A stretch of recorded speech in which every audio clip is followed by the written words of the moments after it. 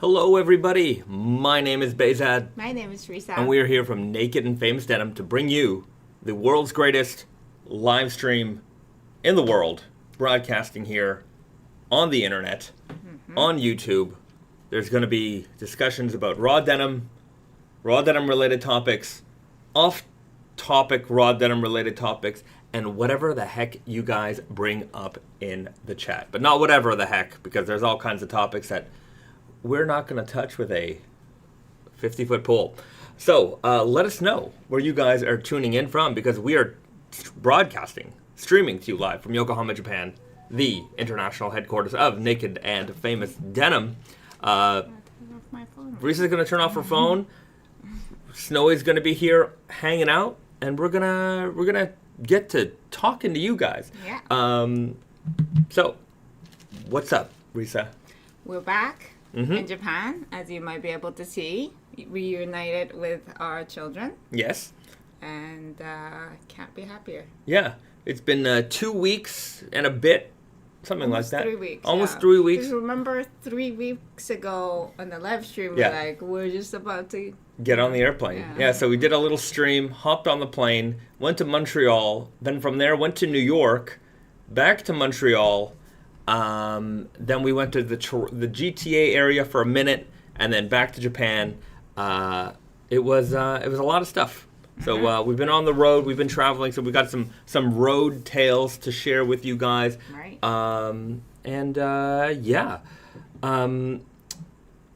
Let's check in with the chat. Shank Style says, hello from Sydney. Yesterday in Australia, we had Jeans for Jeans Day to raise money for genetic research. I got to show off my office. I got to show my office my Naked and Famous collection and ran a jeans trivia quiz. Wow. That's pretty good. In the quiz. Yeah, let's hit us up with the quiz question. Let's see if we can get them here in the chat. If we're smart enough, we're intelligent enough. Us intelligent raw denim fans here. Let's see if we're up to the task. Soul Vince, I'm from the UK and I got a pair of MIJ 12s coming tomorrow from Jean Store. Nice. Great Jean, great store. I hope you enjoy them very, very much. David and Davis writes, Schwupps, BC, Canada. Is that a place, or is that some kind of slang? Oh. Like what's ups, Schwupps. I don't know. We don't know about shoe swap. lingos. Shoe swap. I don't know about lingo. I'm old. David writes, sewing bucket hats while I listen. Well, good for you. I've been wearing my raw denim bucket hat lately because it's been quite hot. Yes. And I needed to keep the sun off of my head. It's really hats are so useful.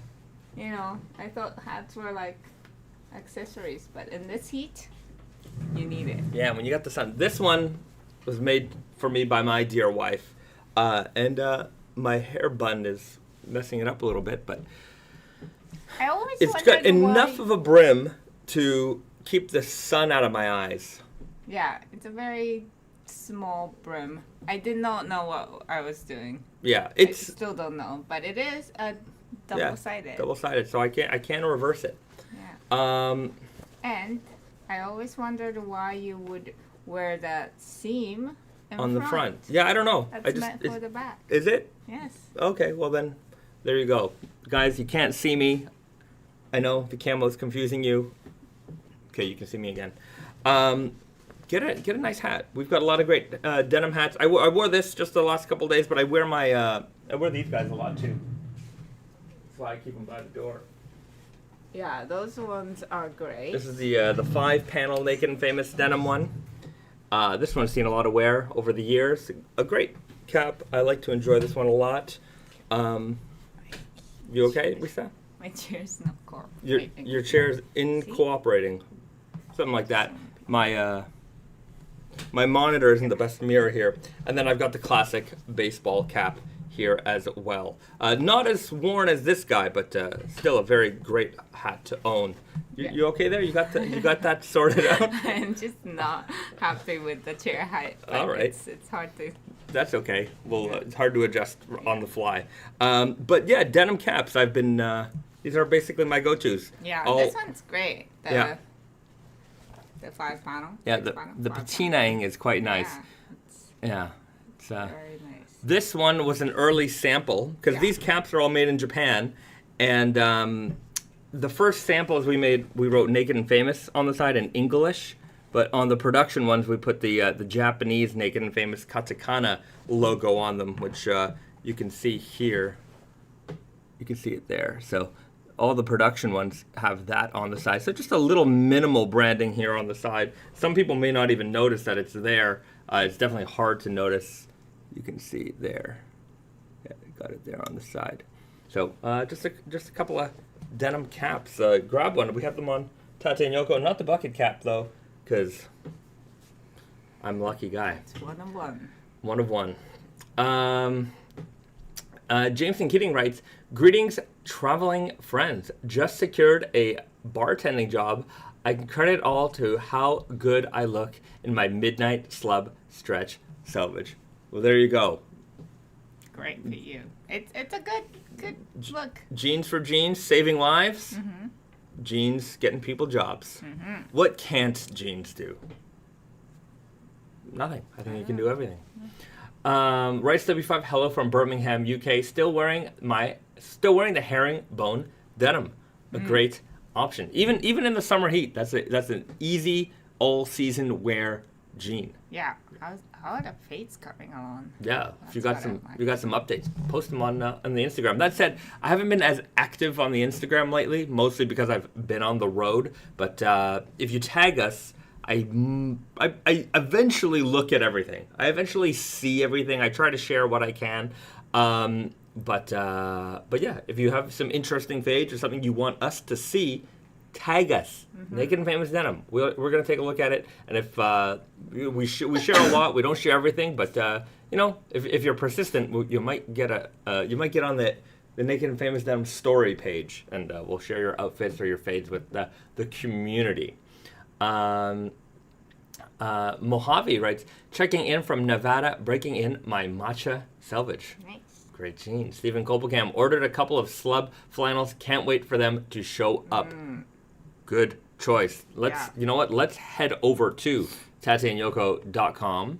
Let's do that right now. So we just launched the Fall Winter 24 collection. So the start of it, at the very least. So we just released the Smoky Cotton Slub Selvage and a bunch of great shirting options. And these big slub check flannels are fantastic. It's hard to pick a favorite. Let's just pick this one because it's very nice. It's maybe difficult to see in the photos, but they do have like this great slubby texture to them.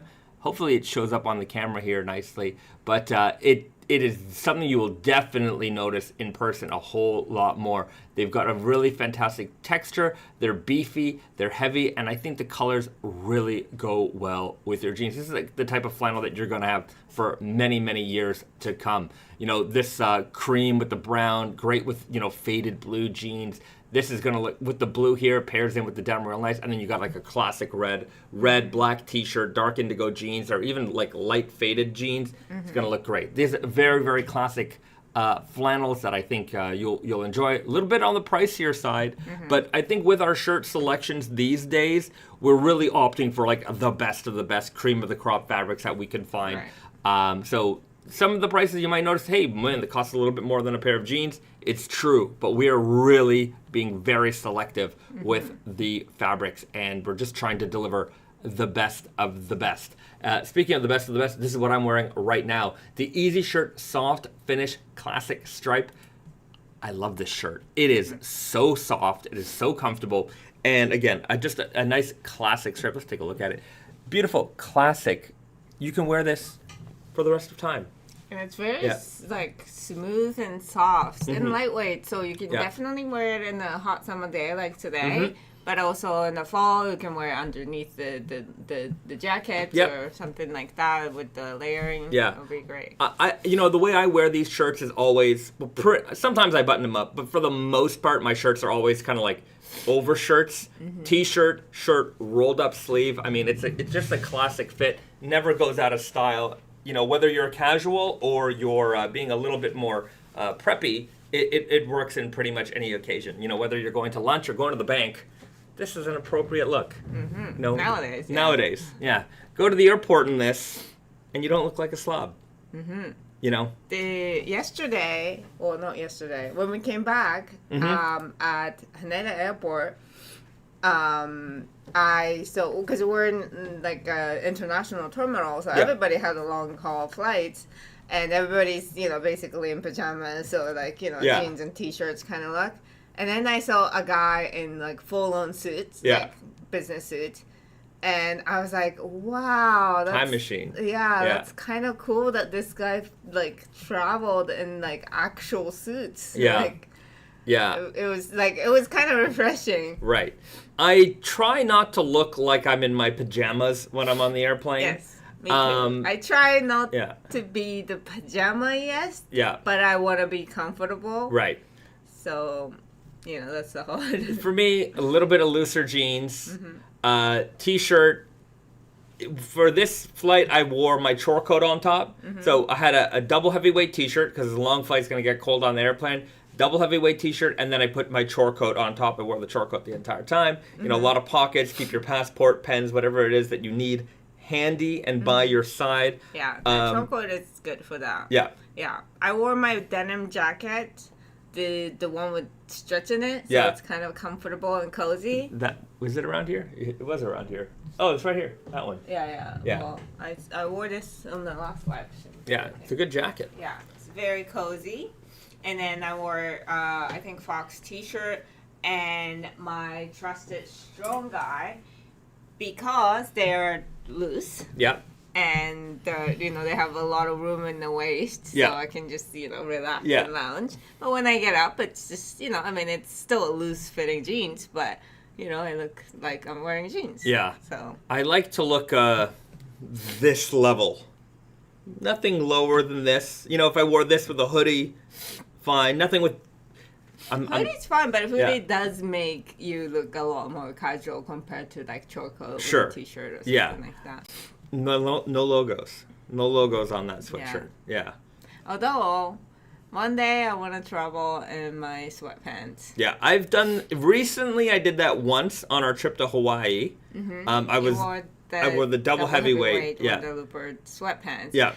That one, because it's not an elastic bottom, it kind of looks like pants. Right. It had a little bit, and the structure made it have a little bit more of a trousery looking feel. Yeah. But still, maybe, I wouldn't say it's too casual, but casual for an airplane look. Yeah. Traveling is a very, how can I say it? Tricky business. Yeah. Because when we travel, let's talk about travel attire and raw denim. We're going to tie it all into raw denim. Raw denim for your travel needs. Because we just did 3 weeks, and we did it with both of us, I think, just one pair of jeans. I only wore the dirty fade selvage. I wore it every single day, and I had something like 4 or 5 t-shirts, 7 underwears, so a week's worth of underwears, and a handful of socks. Most of my socks were ankle socks. And I brought 3 pairs of shoes, though I really only wore 2 of them. I probably could have done with 1, but sometimes... sometimes you want to have options. Yeah, sometimes you want to have options. So I'm pretty good at the minimal travel. And then my chore coat was, I didn't pack it, I basically just wore it everywhere. And I think if you're traveling for a long haul, it is very, very doable with a pair of raw denim jeans. Yes. That dark indigo denim, I mean, mine are faded a little bit, but they're faded enough. But that gets you through a lot of different occasions. We even went to a fancy dinner, and once you throw on a button-up shirt and basically this look, we had a fancy dinner. Didn't really look out of place there. To be fair, a lot of people were casual there. Yeah, very casual. I think there's not many places nowadays, especially in North America, that are very you have to wear it. Yeah. Because it was a white tablecloth kind of restaurant. Right. But some people were wearing shorts. That's true. It's in my life, I went from, not that I went to the club very much, but I just remember the time where no sneakers. Mind you, I think that was code for something else, but no sneakers was the rule. You got to buy dress, you got to have dress shoes on, and you know, even jeans sometimes would have been a little questionable. But yeah, things have definitely become a lot more casual. As you know, time progresses, we want to be more casual. But I do like the idea of being put together. You know, just because you're going on a long flight doesn't mean, you know, it's pajama time. That for me, I just find that to be, especially for an adult. Okay, if you're a kid, fine. But if you're an adult, save the pajama pants for home. Some people do act like your only concern on the plane is to be as comfortable as you can be, and I think it's a little inappropriate. People just, well, one thing I really don't understand is people who wear like tank top showing your belly, like shortest like bike shorts ever. And I'm like, how are you gonna stay warm on the plane? Yeah. And also, when you're sitting down with your like gut hanging out and like, you know, all your like thighs, just it's like it's a little much. As you can tell, we judge. We do judge. I judge. I judge those people a lot. Yeah. It's like, you know, you have to consider there are other people around you too. This is not your bedroom, is what I'm saying. Right. So that said, a pair of raw denim jeans, a couple of white t-shirts go a long way. And it's very easy to just throw on a button-up shirt, chore coat, keep it casual, and keep it classy at the same time. It's about keeping it classy. Yeah. But yeah, you know, like bringing back the versatility of jeans. It's just like, it is so like... It's so convenient that if you're wearing raw jeans, it's, well, first of all, like you're used to not washing it all the time. So it's really helpful to have, like, again, like we did the whole 3 weeks with one pair of jeans. And it's just, not just that it looks so classy that it goes with any outfit. Obviously, that's a given. But also, it's just like, if you don't wash it, well, we did wash our jeans, like, once in a trip, but it's like, it's just the like, you're so used to it. It doesn't really, like, jeans don't tend to smell that much after wearing, you know, a few days straight. So it's such a good item to bring to your trip. Your trips. Also, if you're trying to be minimal with the footwear options, pair of sneakers. If you can get leather sneakers, even better, because those look classy, and or just a pair of, like, maybe like a Chelsea boot or something like that if you need something a little bit dressier. So you can take that outfit going from like casual with the sneaker to maybe a little bit dressier with the, you know, a little bit fancier boot. But that boot also works as a casual wear as well. So really go for versatile options, chukka boots. Versatile options are gonna make your long trip easy with not a lot of stuff. If I really wanted to go ultra minimal, I probably could have done it with half the underwear and half the t-shirts, but the key is having access to laundry. Yes, that's important. We were staying most of the time, the longest amount of the time we were staying in Montreal. Yeah. So there we made sure that we have access to laundry. Yeah. So that was very helpful. It's not always an option. When we went to New York, it was hot. Very hot. Yeah. And we were sweating all day, every day.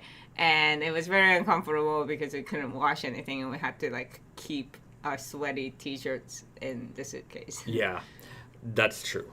So just a couple of tips there for travel wear, travel attire. Yeah. I feel like maybe this could be a full blog post, you know, how to dress for 3 weeks with raw denim. Perhaps. It's not a very difficult thing to do, and I don't like to travel with much. I'd like to go pretty minimally because I don't want to be responsible for too many things. Right. And when you also reduce your options, it speeds up your dressing time. Yeah, I have to say you wore the same outfit, basically the same outfit the entire time because you wore the same jeans and same short coat on everything. You just switched out the t-shirts. I switched out the t-shirts. I had a couple of whites. I had my Wonder Looper Fox Fiber Brown, Wonder Looper Double Heavyweight. So gray. Yeah. So it was the same outfit. Sometimes I changed from my leather sneakers to my Nike sneakers. If I was going to be walking around a lot, I had the Nike sneakers on just because they're a little more comfortable. But I kept it classy with the short coat, and I feel like I had some versatile options. But by not having too much, I got dressed in like 5 seconds every day. We had to commute to work also because we were going from the hotel we were staying at to the office every day. So, speed. I'm not used to getting up and going to the office in the morning anymore. We get up and our office is right here. So having those simple, easy to put together outfits also makes it makes it a great option for traveling. It's easier for men, obviously. Yeah, that's true. So take that. Don't take that for granted. Right. But men can get away with wearing same things as long as you look good and comfortable. It's you can get away with wearing the same thing. You don't even have to look good. Look at me. I'm not the best looking guy in the world. No. I meant like the outfit looks good. Yeah. I think you're very good looking too. All right. But I was fishing for a compliment. Thanks, guys, in the chat for, okay. Ours writes, first time watching live due to the time difference. Love from Turkey. Well, thank you so much, Ours, for joining us here on the live. Rice W5 writes, a terrible UK thing. People going shopping wearing pajamas and dressing grown and dressing gown and slippers. Sorry, gown. I can't see. Yes, the dressing gowns is in like a maybe bathrobe? like a bathrobe. Yeah, that's a little much. Much. I'm just gonna say that, and Shang Style I think hits it. In Japan, people are generally more conservatively dressed and show less skin. Right. Even in summer. Right. Yes. And I'm not saying that is the standard. Right. I'm just going to say that coming from here, when you go back to the West, sometimes you're a little bit shocked with what's happening. What people are wearing. Yeah. I have to say, though, I spend quite a bit of time in the state, in North America, and it's different now. It's not just the cultural thing, it's the time thing too. Today everybody's wearing showing way too much there's things. there's a lot to be there's a whole lot less mystery out there. And and I'm going to say regardless, maybe it's a good thing, maybe it's a bad thing, I don't know. It's not my problem. But I know a lot more about people. Let's just put it that way. And sometimes I don't want to know.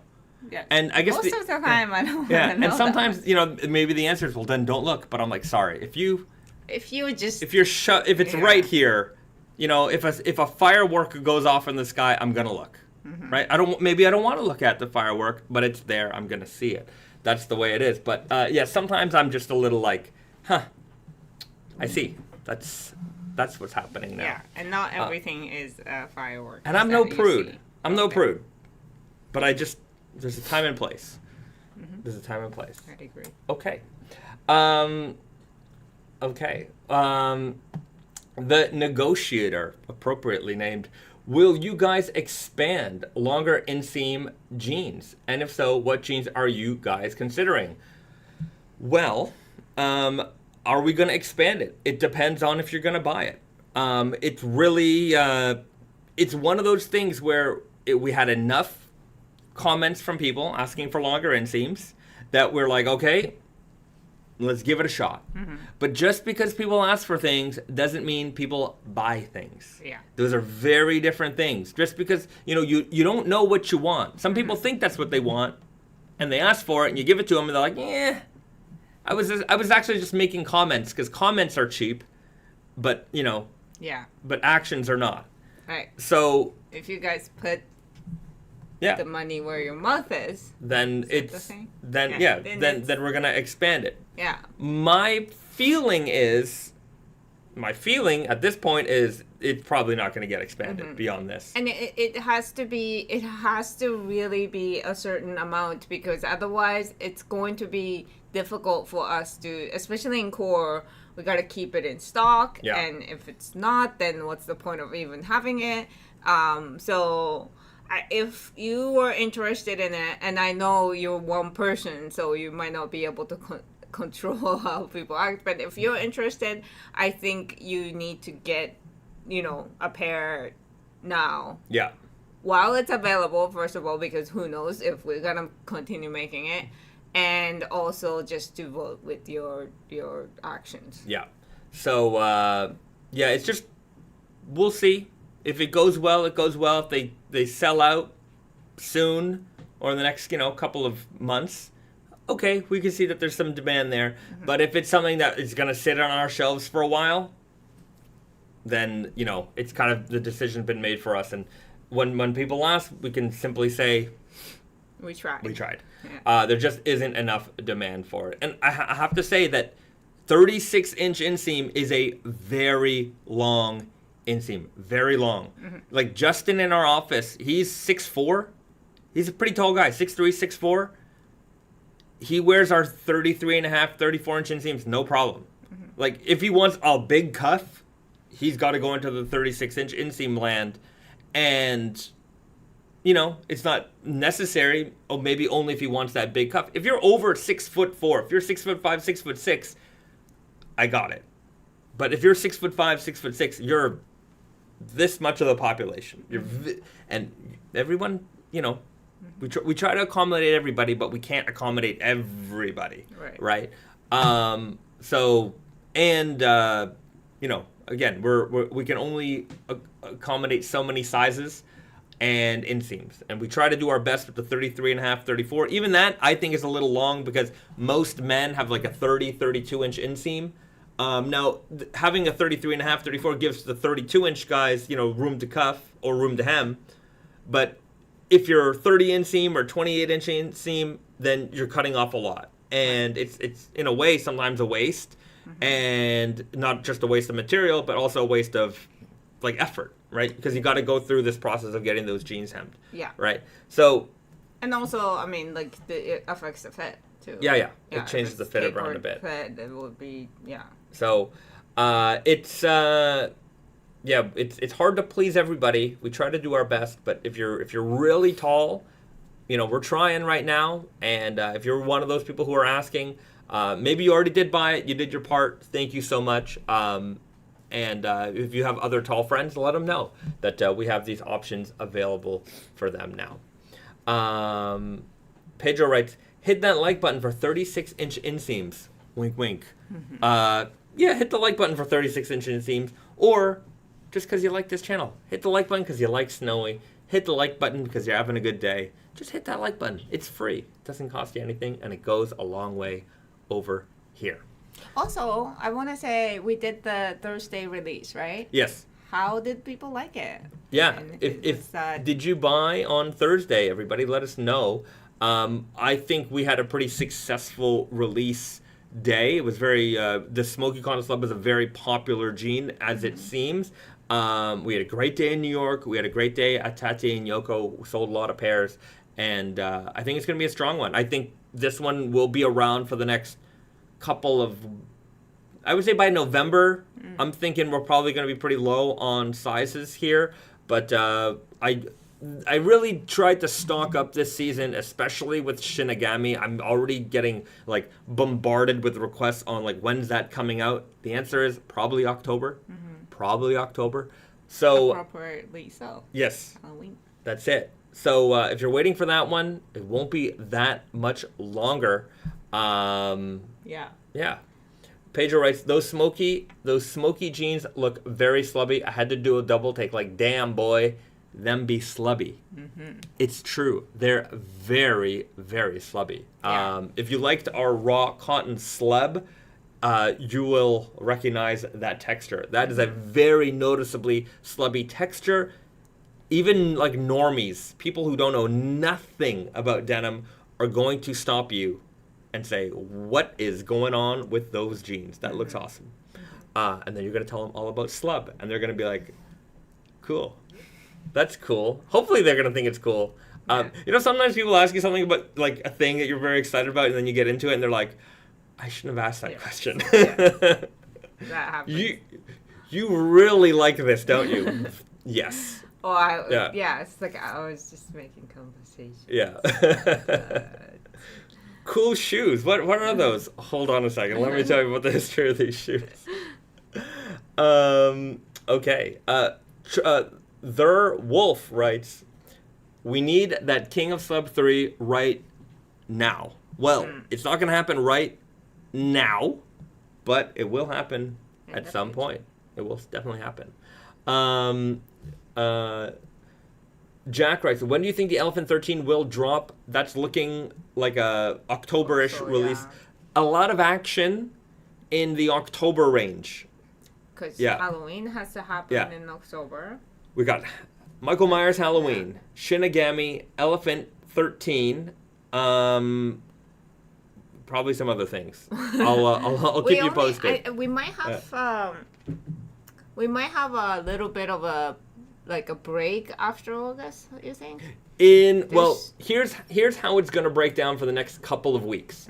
Okay, so we just did the Smoky Cotton Slub. That was August the 1st. August 15th, we're going Meteor Selvedge. That's the gray. That's the gray. So that's I think we did that one in 2020.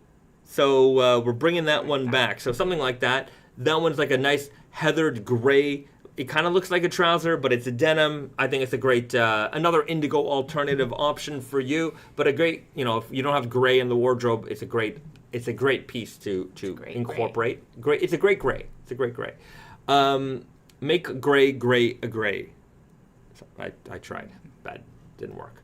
The 22nd, we've got the all natural Fox fiber, the indigo version. So this guy right here stole this pair right from the office. I say stealing, but it's not really stealing. I get access to things because I work here. This is it, the all natural. That's the true guy. That's my pair, and I'm going to be wearing this pair. This is going to be my next pair of jeans. All right. So once my dirty fades are done, I've got these on ice, baby. And these are going to be my next pair. I think this is going to fade really nicely because, look at how, indigo-y, look how dark it is rich. To begin with. And you can see how warm it is as well. It's got a little bit of fuzz to it. Maybe not the fuzziest jean in the world, but it's got a little bit of fuzz to it. But the color is beautiful. Look at that mix of indigo and brown. And then, of course, that inside. That's where you're going to see the real action. Right on the inside here. Now, for production, the Selvedge ID color is different. It's going to be more red. So more of a classic red instead of this faded pink. But it's going to be, I think it's going to be weft brown. Yeah. The fox brown. Right. The white parts are fox fiber brown, and then the middle part is thick line of a burgundy. A Harvard. Like a Harvard brown burgundy color. So the Selvedge ID on the production will change. This is my sample, so I got it because I got it, and so that's going to be coming out on the 22nd, and so that's going to be already, I think, a pretty a heavy hitter month of releases. Well, but wait, there's more. If your wallets aren't crying yet. They're going to be, because we've got the MIJ 10 Okayama Spirit restock coming for the 29th. The 29th of August, we will have the restock of the MIJ 10, and that includes True Guy, and it includes the Heritage denim jacket. Those two were not available previously when the MIJ 10 Okayama Spirit was released. So that is basically the core MIJ jean. I think we might turn the MIJ 13 into its brother, like an indigo and a black brother. So those might get redone, consistently. They might not always be in stock, but they'll get redone consistently. Yeah. And wait, if you purchase within the next 5 seconds, we've got even more. We've got even more. Okay, so I'm sorry. I'll just start with I'm sorry, but August is going to be a big month. And so the 29th is a Thursday. That's the MIJ 10 release. Right. 28th, instead of our usual 24-hour special, Labor Day sale. Labor Day sale. So that in the Tata and Yoko Naked Famous Denim world, that's a big boy sale. Okay, the big boy sales are Canadian Can America Day, Labor Day. Canadian Thanksgiving is a small sale. Yeah. We have small sales. We have big sales. Yeah. It's like a pre-Black Friday. Yeah. Right? But it won't have all the bells and whistles of a Black Friday. Right. Then November, we've got Black Friday. By far the biggest sale and the biggest event because we're going to have like new items. There's going to be like, so much stuff. Yeah. And then we've got Boxing Day, which is a big sale, but it's basically if you miss Black Friday, the deals will come back. Yeah. But inventory is, between Black Friday and Christmas, inventory is dwindled. So, ask your boss for a raise now, because there will be a lot. Christmas bonus, maybe. Get that Christmas bonus now. Christmas in not July but August, because there's a lot of stuff coming. That said, I kid. It's not a arms race. Okay, you don't. I know there's some of you guys who got a lot of jeans. You guys, you send me your photos. You got a lot. Okay. Wear your jeans. Please wear them. Yeah. It's okay to have 1 or 2 pairs on ice. I do it. It happens. Don't have too many pairs on ice. Especially if you're a young man, you're young. Your metabolism is great. Your metabolism and your competency wears down with age. Look at Joe. So what happens is if you got a lot of he's not fat. He looks great. The point is, if you got a lot of jeans that you haven't worn that you're like, oh, I'm gonna wear these one day, and you grow out of them, you got a lot of jeans that you're not gonna wear anymore at all, and it's not because you don't want to wear them, it's because of nature. Yeah. So. And I mean, each jeans realistically require at least 2 years to actually have a good fade. Yeah.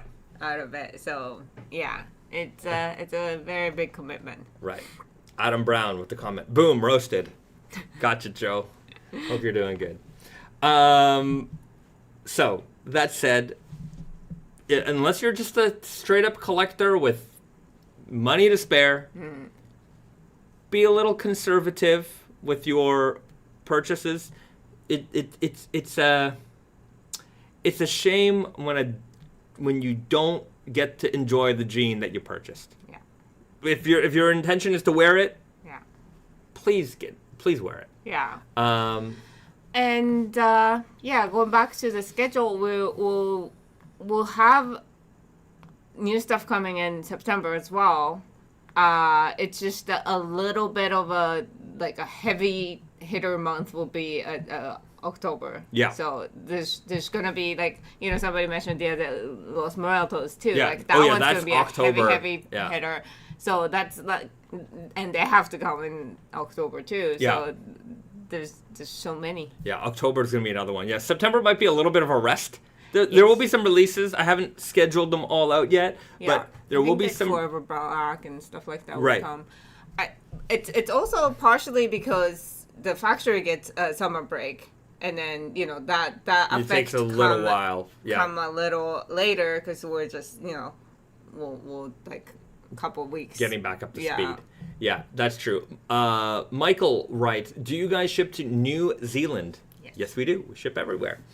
Mojave writes, "Too much cash to put on ice and not use." That's also true. Yeah. You know, it's I don't recommend like, you know, like buying stuff that you can't afford. But if you have money, saving it in your bank account clearly doesn't do anything for you. So you might as well enjoy it. That's also part of it. You can't. Let's put it to you this way. You're going to, most of us, hopefully, are going, when we eventually leave this world, not me though, I'm never leaving this world, I'm staying. Okay. But I've noticed that most people eventually expire. You've noticed that? I've noticed it. I just see these little rocks in these fields every now and then, people's names on it.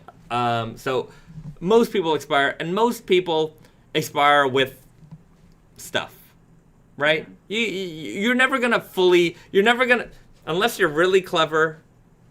You're not gonna spend it all and enjoy every single aspect of all of your hard work. Sometimes there's waste. Sometimes, you know, owning something is also enjoyable, but sometimes you're not going to miss the money. That's my point. Sometimes I buy something and I'm like, yeah, not going to use that. Yeah. I mean, but it's okay. It looks nice. There's some kind of, you know, aesthetic purpose to it. Sometimes it gets regifted. I don't know where I'm really going with this one. I thought I had something clever and prolific to say, but I'm suffering from that old age disease. But, you know, sometimes people say, like, you know, he died penniless. Like, it's a bad thing. Yeah. But it's like, to be fair, he used up all the things that he earned. That's true. And not just, you know, leave it for the government to take. And, or, you know, like people or your snotty kids who are going to fight over it. Well, the problem also is that people are living longer. So by the time you die, your kids are like making decent amount of money, hopefully, too. So it's like, I mean, you can give them to kids, but like, do they really need it? Enjoy your life. Yeah, enjoy your life. Okay. Stufu writes, any idea on the left-hand twill strong guy restock? Gotta do my back-to-school shopping. I think I'm hoping that they came-ish on Friday today. Okay, I don't know. I didn't get the email. Or they're coming next week. So, I mean, you know, it always takes a couple weeks for us to receive in the warehouse and then put it in online. It's just a matter of, like, us processing everything. But, so we're probably 2 to 3 weeks away from restocking. Okay. So there you go. Which maybe I shouldn't have promised that because I hate to overpromise, but it's now that's possible. No, send us a lot of emails, everybody. Just you said it. You said it. This time. Rice75 writes, I wear all my Naked and Famous. I've got other brands, had a few years, and not worn yet. Right. It happens. Look, you know, that's how can I say it? When we get into things, raw denim is I think if you're tuning into this live stream, raw denim is more than just a practical thing. You're interested in it. It's a hobby. You're curious about it. And whenever we get into anything new, the tendency is to, I think, acquire a lot, especially if you have a certain amount of income. If you got, you know, if you're a teenager, you don't have the kind of funds to just buy whatever it is that you want. But, you know, if you're in our demographic of age group, 25 to 45-year-old males, you're on your way in life. You've got a career. You've got money. You know, you probably have a little bit of a disposable income. Sometimes when you get into something new, you just get into it. You know, you don't dip in a toe. You buy the first one. You're like, all right, I'm hooked. Now I got to start collecting. And it happens that, you know, we might acquire a few things here and there that we don't use as much as we thought we would. Also but the reason why we don't do it is because we're also refining our tastes. So in the sense that those things might not get used, they did serve a purpose in refining what you do and you don't like, so that your future purchases down the road are more you. You know what I mean? Things that you will end up using. So some of those items that you buy and you don't like, that just refines your palate. That's very right? true. I mean, you want to make clever, smart decisions and not waste money, but that is very good lesson. Especially if you spend money, then, because if you, that's the problem with cheap clothes, right? Like you buy it and then you don't wear it, you don't really think about it, you're just like, it's cheap anyways. Yeah. Whereas if you thought about it and bought something that's not so cheap, that's not the cheapest things out there, and then you don't wear it, you think about it, it's like, okay, well, maybe I should be careful getting excited about, say, for instance, heavyweight jeans. I thought I would enjoy it, but it might be a little too uncomfortable for me. That's not my lifestyle, so maybe I should avoid that in the future or something like that. But, I remember my adventure into raw denim. It, started off with one pair and quickly spiraled into this, that, and I started acquiring. I had a pile of jeans, and I remember discovering heavyweight jeans, and that was kind of at the cusp of heavyweight jeans. They were just 19 ounces, 21. There was an arms race of heavyweight options, and I remember getting my first pair of heavyweights, and I just loved them so much. I wore them so much, and then I stopped wearing heavyweight jeans. Because I think. I'm not knocking heavyweight jeans. I love heavyweight jeans. I think they're great. But we all go through that phase where it's when you start off with raw denim, you start sampling so many different things.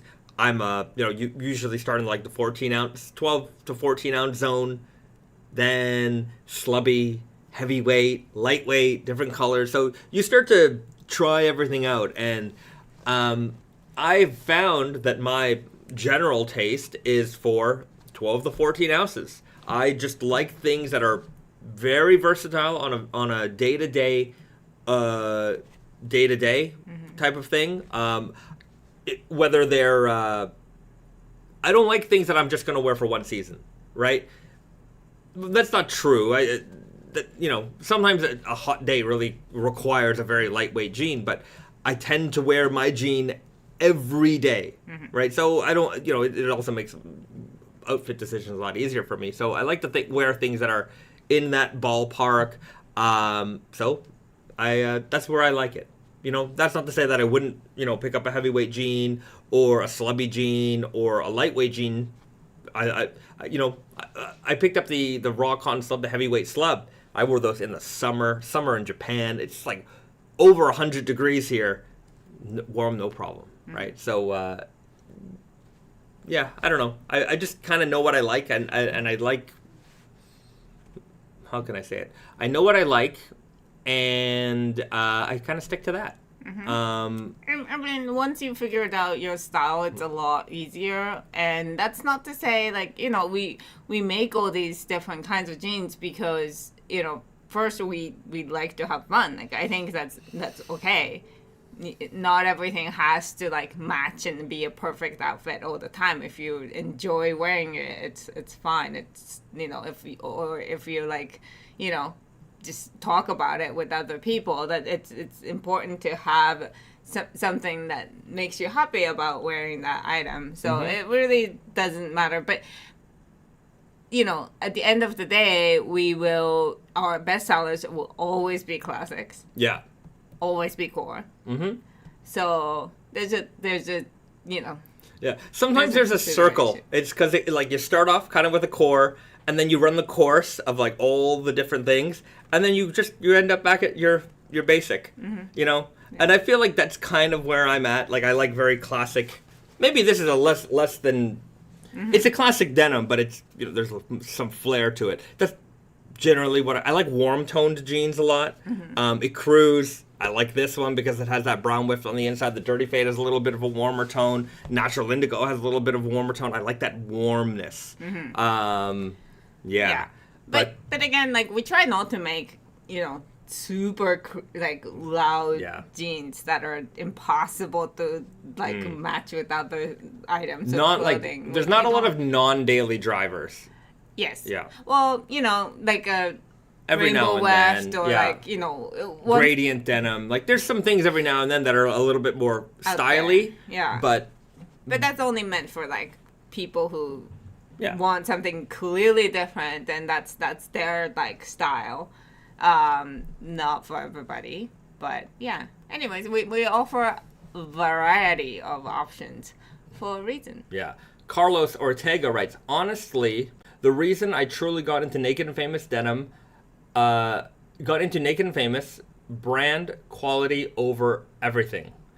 Like the song goes, my Japanese denim should last me a lifetime.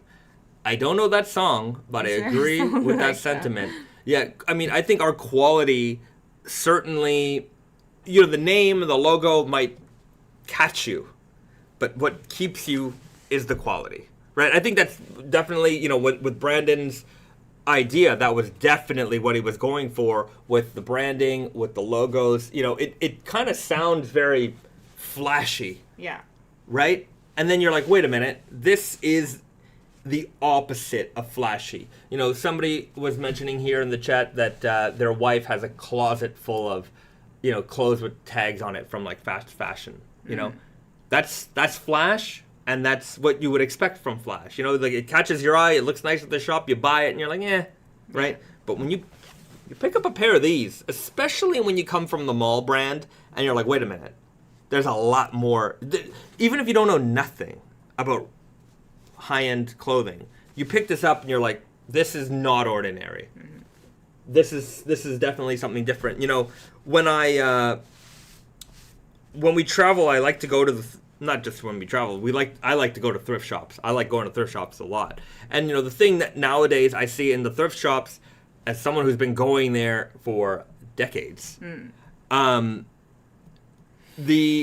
it's like the abundance of the jeans that you find in the jean section are just like the crappy mall brand, stretchy. They just don't feel like denim anymore. Mm-hmm. And when you've got a refined touch like I do, you can start fingering the rack. You just start going through it, and you can tell because you're like, crap, this is good. Mm-hmm. And you pull it out and you're like, yep, that looks like an 80s pair of, Levi's or something like that. Like, you can at least tell that there's a quality difference. Yeah. When you touch it, you can feel it. Or sometimes you're going through and you find like a decent brand, you pull it out, you're like, oh, I know this brand. You can feel it. And I just feel bad because I don't feel that bad, but when I was a kid, at least when I was going to the thrift, I feel like part of the hunt there was to find really cool pieces and to find pieces that were very special, rare. This is a vintage. Oh, it's a vintage sweater. It's a vintage jean. You're not going to find another jean like this, or it's very hard to find a jean like this. But nowadays, when you go and you're like, this is the same mall brand that produced 10 million pairs of this exact same jean, right? It's like it was the fast fashion crap, and it's just all over these thrift stores now. And I think the thrift store, vintage stores are like very trendy and popular, so they're popping up everywhere. And like in Montreal, we were just popping into like every little shop, and we left with, I think, one thing out of all of them. Just because I couldn't find anything that was interesting. Yes. It was difficult. And, obviously, like, internet made it so much easier for people to actually, like, evaluate, like, know what the value of that's everything. True. So it is very, like, not a fun, like, platform now, because everybody who's, like, semi into vintage will go to, like, thrift stores and pick up everything that's worth it. Or, even like the clothes hit the thrift stores, like say you're like digging through your like grandparents' closet. Yeah. You like, as a person who's even bringing stuff to thrift stores, sometimes you're just like, oh, let's just see how much this is, how much that is. So there's really not many treasures left. because people know the value, and a lot of the times the value is really inflated because now everybody's trying to make money off of vintage. So you're buying from people who were maybe selling at the correct price, like a market price, and then it's like, oh no, but now in order for me to make money, I have to sell it for double the price. So there's a lot of that going on. It's kind of not fun. Yeah, it's difficult because, like, you know, you might come across a cool piece and they're like, I want $350 for that T-shirt, and I'm like, you can keep that T-shirt. That T-shirt is yours. Enjoy it. I found one T-shirt. I'm gonna say it. I don't remember the name of the store, but let me put it to you this way: I was the only customer for this T-shirt. Nobody is a customer for this T-shirt except for me. Okay? They found the one vintage T-shirt that only I would buy, and the price was so ridiculous that I'm like, you keep that T-shirt. It was, for those who don't know, I grew up in the 80s and 90s. I grew up with a Canadian TV show called Degrassi. Okay? Now, Degrassi, this is some deep Degrassi. They still make this TV show. It's like a children, like a teen school drama. Yeah, you know, and a lot of Americans know about it too. Right. So it must have been a big. You know, it was on PBS and on Canada it was like on CBC. So it was a very like all the kids grew up with this kind of show. The deep lore is that there was the TV show, and then there was a like talk show that they created called Degrassi Talks. So the actors who played the characters of the show would go across Canada and they would talk to kids about their problems and, you know, yada yada. So they had a Degrassi, not Degrassi High, not Degrassi Junior High, a Degrassi Talks T-shirt. So I guess probably what happened was maybe this was distributed at a school. Maybe they came and visited a school and everyone got a T-shirt or something like that. That's my thinking of how this T-shirt came to be. So, dude, the people who know even about Degrassi Talks, like you had to have the DVD, and then like when the DVDs were eventually reissued, then they had like, bonus features, like this obscure, like, you know, for the classroom show that we produced, you know, to teach kids responsibility or whatever, or learn about their problems. And so they had this Degrassi Talks T-shirt, and I'm like, can I see that T-shirt? Because it was hung up real high. And I'm like, if you hung it up real high, you know, that's where they're keeping their crown jewels. Mm-hmm. And the lady brings it down, and I flip the little tag, $350. And I'm like, it's all yours. I would have paid up to 80 Canadian dollars for that T-shirt. Which is a lot. Which is a lot. I would have never worn that T-shirt. I just want it. I just would have, you know, added to the little treasure pile of crap. Sometimes I have a treasure pile of crap. I just buy stuff because I want it. Yeah. That's fine, okay? And no. I'm like, lady, you found literally the only human being who is aware that this show even existed. It's not like a mainline Degrassi, okay? Didn't have a character's face on it. It just had like the words Degrassi Talks like printed about on the T-shirt. And I'm like, save it. So sometimes I feel like when I go into these vintage stores, like, they think they have treasure. Oh, here's a vintage wrap tee. I'm like, yeah, you and every other vintage store have the exact same wrap tees. And like, this particular wrap tee isn't any more special than the other wrap tee of the same generation, okay? It's not, because I think what's going on here in like the vintage like T-shirt market is they're all trying to create this market, and it's just people pulling numbers out of their butt. Yeah. Right? It's really not like the vintage denim market, because the vintage denim market was a market before the West caught on to the market. The denim hunters, the denim collectors, the real people who are into this bought everything. Not everything, but bought a lot of it. And they figured out what is rare, what is unique, what is special long before most people caught wind of this. Okay, so if you have a pair of, 1920s Levi's with this, that, and with the other detail, yeah, that's worth a couple $1,000s. Maybe even in 5 digits land. Because of all the collectors everywhere, we don't have another one of these. We know that this is rare. And I would, other than I would say that the 90s stuff mass-produced.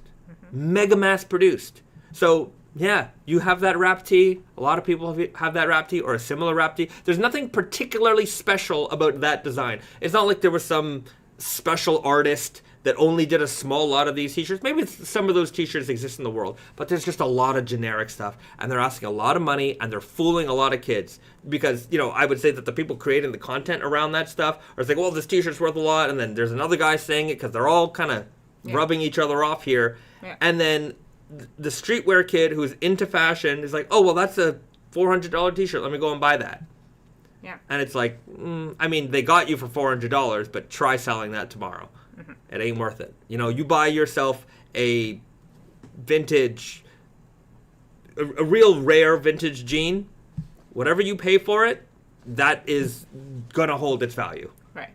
And, just like with your story about the Degrassi t-shirt, it's like, you would have paid $80. Let's say it was $80. You would have paid that to get that t-shirt. And technically, it's sold for $80. Yeah. But that doesn't mean that its value was $80. There was one guy who wasn't, who had the financial means to kind of indulge in, his nostalgia feelings and paid the money for it. It doesn't necessarily mean that it's worth that. And people don't really understand the economy of that in the vintage market right now. I feel like, a lot of vintage stores that we went to had like insane prices. It doesn't matter what it was. It was just that, like, this is our curation and in our world, like what we sell, the t-shirts that we curated will be, $120. Doesn't matter what it was. It's just the cost. It was kind of like that. And a lot of it was like for me, it seems new. 90s and 2000s t-shirts for those prices were nuts. I'm no stranger to buying old t-shirts, old knitwear. I'm okay with paying a lot if to me a rare or significant t-shirt. But right now with like a lot of these graphic t-shirts, they're trying their best. And the fact that I saw piles and piles and piles of them, to me, it just shows that this ain't working. It's definitely part of trend, and a lot of people are going to get stuck holding that bag. Because a lot of young people are thinking, hey, I can get into this business. They're going to start buying up all these old t-shirts, all these like vintage lots. They're going to get stuck with it. Yeah. That trend is moving on. It's not going to be around forever. And unlike, I would say, the true vintage market of jeans, knitwear, like well-made products, right? The products that we have nostalgia for in terms of like its quality is different than the products we have nostalgia for in terms of, oh, that was a cute, Britney Spears t-shirt, you know? Yeah, 100%, because there is a difference. Like there aren't that many like made in, US, like, a certain like t-shirts or like jeans that are left in the world anymore. Like say, like there's, like 90s Levi's made in China, all that kind of stuff is like, okay, like they can remake, that company still exists. They can remake that tomorrow in like millions units if they wanted to. That's not what's happening. It's the with the jeans in particular, like it just things that they don't do anymore or they can't do anymore are the things that are limited in quality, rare, and they just they're just worth more because of that. Yeah.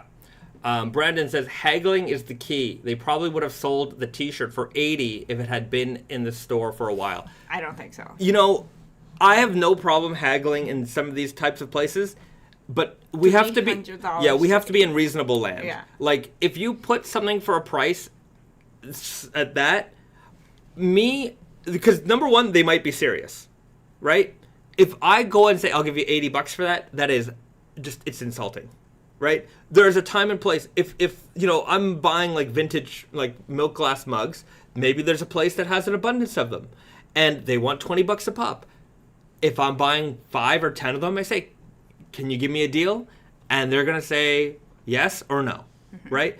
But we're not going from like, my expectation for the price of a milk glass cup is usually, I would say like I'm willing to pay up to $50, but usually I find them for $5 to $20, right?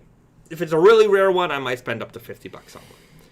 But if someone has a cup for $300 or $400, $500, $600, $700, $1,000, I'm not going to turn around and say, "Hey, give me that for $40."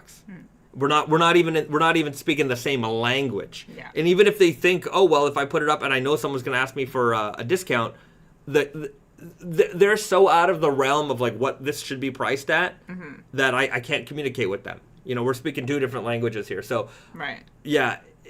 And we don't want that world where like, okay, I put this amount, I put $300 on the price tag of a T-shirt, expecting that at some point I will sell it for $80. That's not that is not reality, and it's also not something that we want to see in the world. Like like some countries work like that. I understand that. I see these YouTubers. This one guy goes to like the fake markets in China, and they'll have all the designer watches and the luxury watches, all fake. And he goes into the store and they're like, "Oh, I want $1,000," and then he'll literally walk out with like the watch for like $80. And like if he walks out of the store they asked for $1,000, he walks out for $80. There's still profit in it, but like I don't want to live in that world. Yeah, it's not a good world. Yeah. No, that's because like you will feel, $500, you got a deal on it, and they're just laughing their way to the bank. Exactly. And it's just like, no, I don't want this. If you're pricing it in outer space, keep it. It's not important enough for me to deal with that. It's also like the thing about the videos is that like he spends quite a bit of time negotiating down from 1,000 to 80. Like it's not like they drop to 80. No, they're like arguing with each other. Yeah, and then walk out, and then they'll like, "Oh no, don't go." And it's just like, no. We can't live like that. We live in a society. Sour Turtle writes, "Have you ever listened to the Throwing Fits podcast?" I have not, but I think I've seen clips of it on YouTube. Okay. I think it's like the Filipino guy, right? I don't know. I think it is. He has like a white background usually. That doesn't help me much. So the answer is maybe. I might have him confused with somebody else, but I haven't listened to the podcast. I may have seen clips, but I would imagine that this is probably a topic that comes up a lot in the streetwear world, like the current state of vintage. Yeah. And yeah, I think like a lot of things in streetwear, things come and go real quick. And I like how people are calling it, when it's not like, when it's just people like.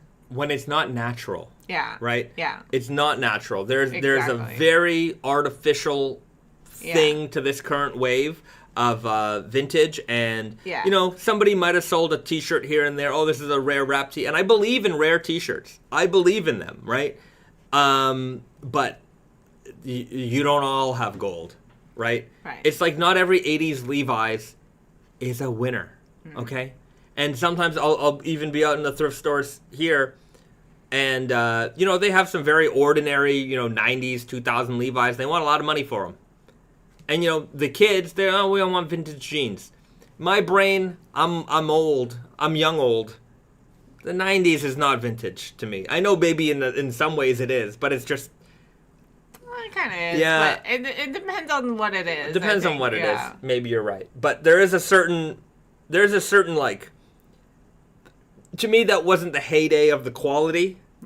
Right? Mm-hmm. So that was more like, that was the era of mass, right? And I like the era of quality, right? Made in USA, these types of materials, these old machines. Like, things aren't made like that anymore, right? Versus, that we still make them like that right now. Yeah, well, 90s is the start of the mass, like, production, like, really, like, who cares about quality? Yeah, race for the bottom. Yeah. Get production out of America. Yeah. of North America. So there are still some from 90s that are like decent. There were a lot more of nicer things than now. Yeah. I think like percentage wise, but I feel like now people can look for, the quality stuff is not gone. It's still being made. Yeah. It's just that like it's about finding it, and it's easy to find it now with the internet and all kinds of things, Right. information out there. Trevor Roth writes, 90s band shirts are crazy valuable. I'm going to go with not crazy valuable. There's probably a handful of them that are. I will say that if you have a concert tee, particular location, band's not around anymore, sure. But if it was something that you could have bought at Hot Topic in the 90s, not valuable. Right. They made a lot of those. And also, it's just the matter of, like, people who have nostalgia for 90s are now in their late 30s, early 40s, and they are starting to be like, okay, well, I have money to spend, and I like it, so I'm just going to, regardless of what price it is, I'm just going to buy it. And that's why, it's temporarily hot market. But Trevor writes, tag dependent. Maybe, but you know what else I always see on like these vintage guys? They're like, oh, single stitch. Like they think they look at like the slaves and like, oh, single stitch. It's valuable. I'm like, no, it's not. No, it's not. Yeah, like, those people just don't know. And they think it's like selvage or something. Oh, it's got a single. They don't make them like this anymore. I'm like, no, they do. There's all different types of construction, and just because it has a single stitch doesn't make it better, doesn't make it worse, doesn't make it vintage, doesn't make it nothing. Okay.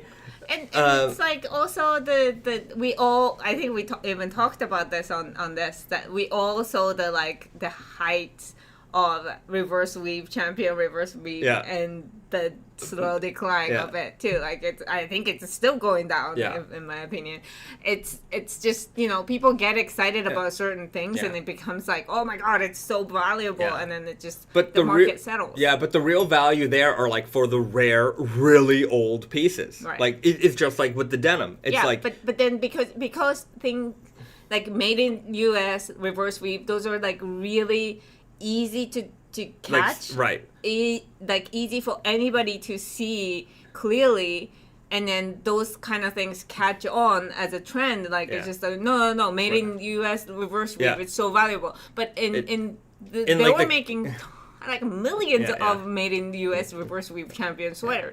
Not everything can be super valuable. Right, it's like the identifiable parts, like the easily identifiable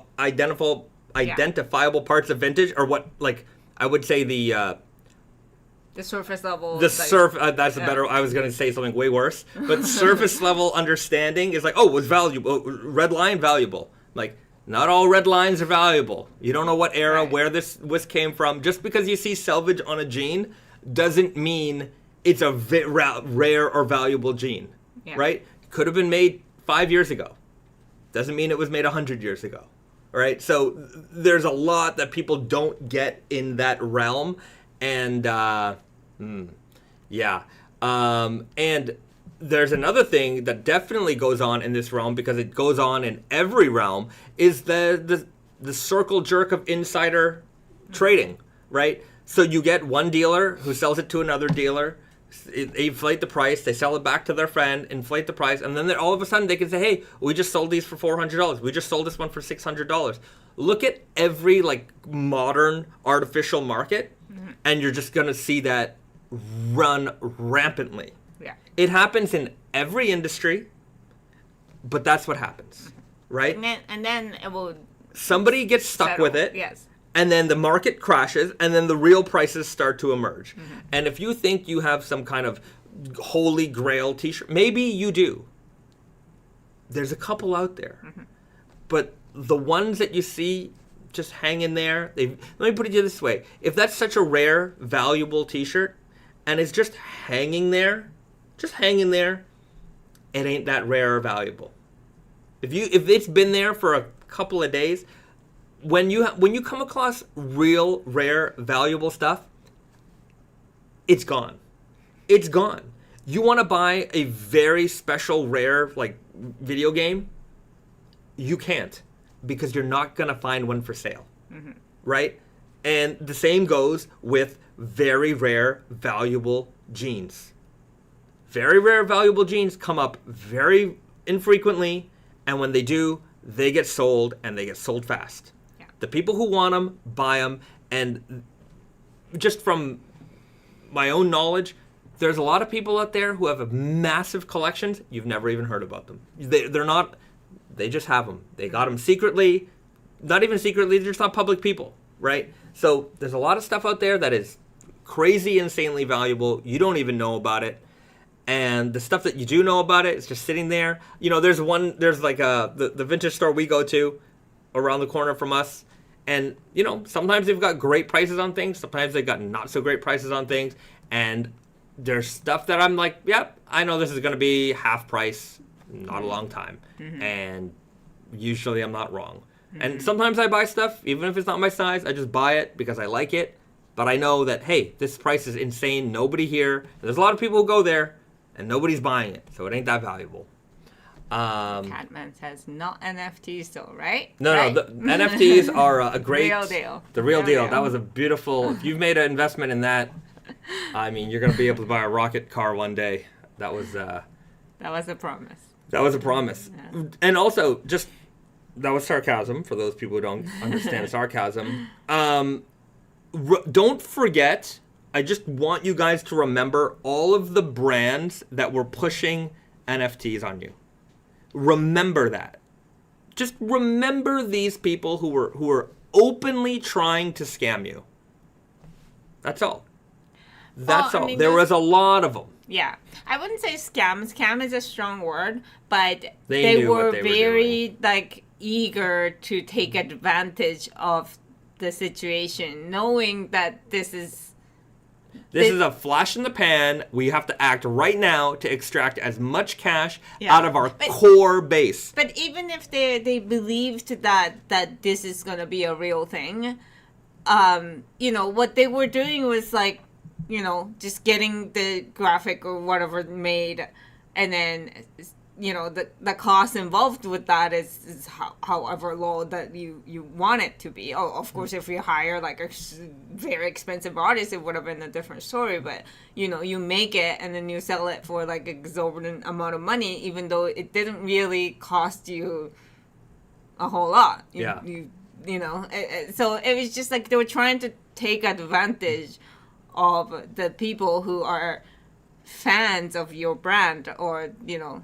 of your work. Yeah. And that was very shitty thing to do. Right. James F. writes, do people wear rare jeans to wear them? I have. I have. I mean, it just depends, right? If sometimes, it's one of the rarest, I don't think anybody's trying to wear them. I've had ones that I have worn. When I was younger, I only bought stuff to wear. And so I would be in the thrift store, whatever I find. If it was rare and special, like that was why I wanted to wear it, because it was very unique and you can't get this anymore. You know, that was part of it. And by wearing it, you can show it off and people ask you questions. Right. You know, to me, that stuff isn't, to me, it's not an investment. I'm not buying it because I'm going to sell it one day. It's there. It's part of my collection. It piles up. Every now and then you might have to thin out the herd. But for me, thinning out the herd means I have a friend who might appreciate it. It's going to go there, and that's how that stuff gets distributed. But, I think a lot of people nowadays who are buying vintage are buying it to wear it. The mega collectors are buying it to hold it because they appreciate it. They appreciate the history of it. Yeah. But I'm sure even for those guys, they are wearing vintage stuff. Mm-hmm. Right. It's just not as valuable. Yeah. Like, I mean, they might have like a 60s, denim jacket that they're wearing, and they're like, yeah, this is from the 60s, or it might be a 50s, even 20s jacket. Yeah. Like, I have some very old overalls, maybe at this point 100 years old, that I'll wear every now and then. When I first bought them, they were way too big on me, but I grew into it. You knew it.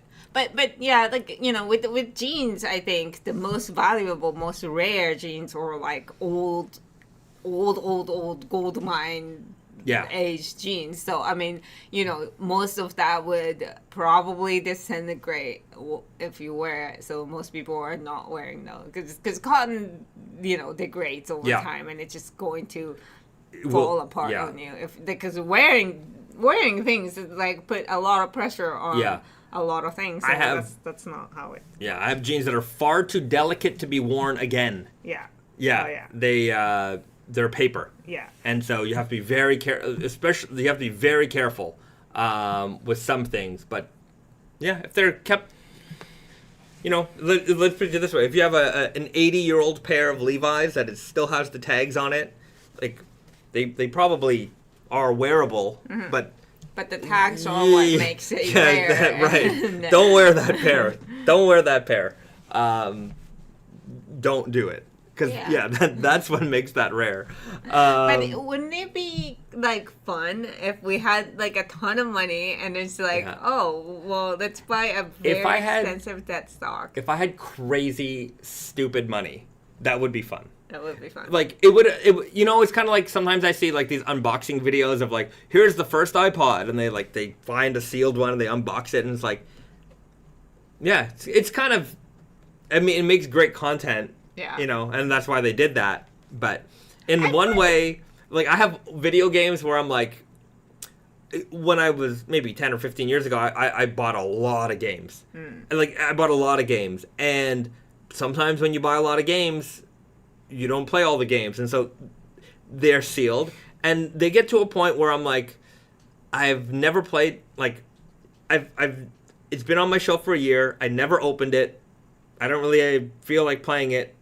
It's just gonna stay sealed. Yeah. Right. So I have a lot of sealed games that I'm just like, that's just the way it is right now. But with games like sealed or not sealed, like obviously in the market, like the value like is dependent on that sometimes. But it's just like in reality, it's not that big of a deal if you open it and play it. It's not like it's like that's true.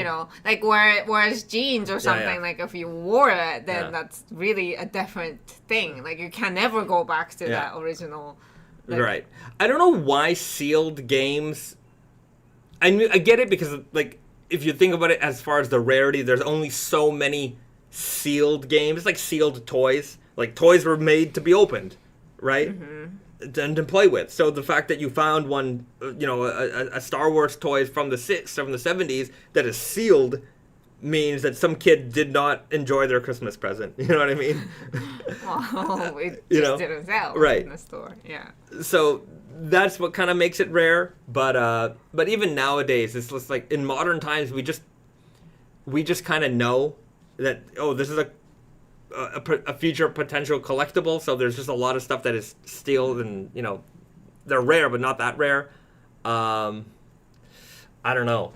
Pedro writes, what you got sealed, Bahzad? Like some Pokemon Game Boy games? I think I saw an original Super Mario sealed and sold for something astronomical. That original Super Mario that was sealed, if you look into the sealed game market, all insider trading. And like if you look at like you would see like these headlines, it sold for $100,000, $1 million, like these crazy prices for games that you're like, isn't that kind of ordinary? If you do a little research, and in the collecting gaming community, we all figured it out, where it was like, it was like one company selling it to another company, selling it to the owner of another company, and they all just boosted up the price because they wanted to like, basically at some point sell it to some other sucker who is going to pay them even more. And so what has happened in a lot of this community is like that the literal sealed, like, sealed game, and they have them like encased and graded.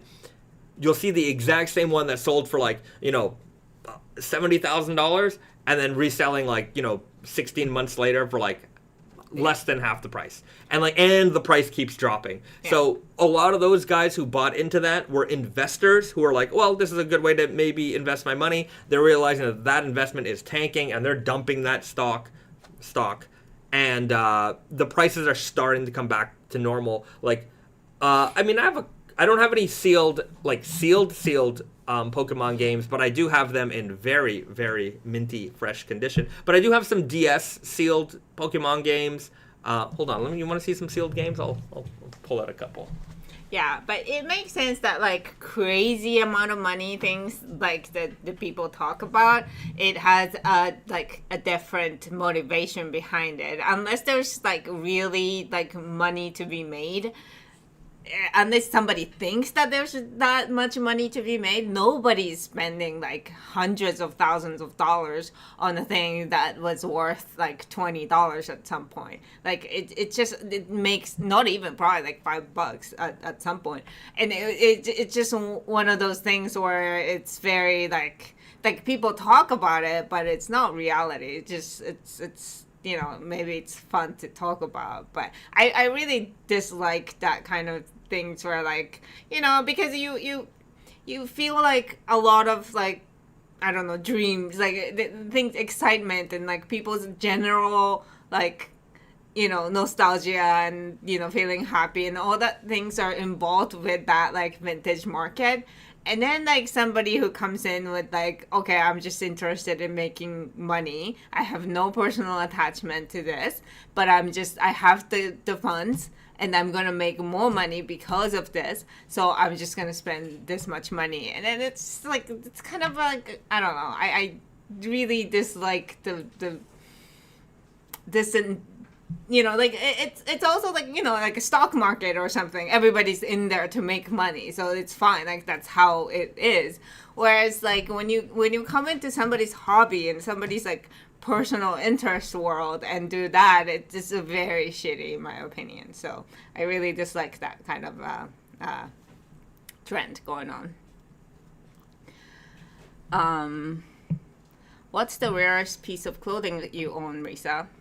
I don't know, but I have some like things from my grandfather's that are probably pretty rare and relatively valuable. My grandfather really like, he was not a flashy person, but he did prefer very well made things.